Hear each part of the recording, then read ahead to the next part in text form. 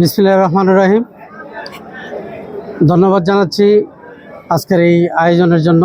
151 বিশিষ্ট যেই উন্নয়ন পরিষদ বাংলাদেশ জাতীয়তাবাদী যুব দলের কেন্দ্রীয় কমিটির ঘোষণা করা হলো।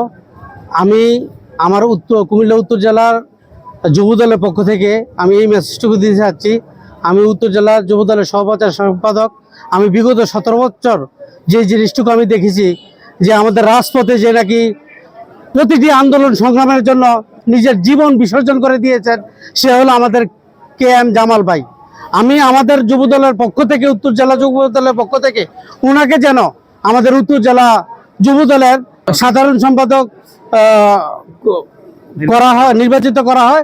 তার জন্য আমি আমার পক্ষ থেকে আমি আহ্বান জানাচ্ছি।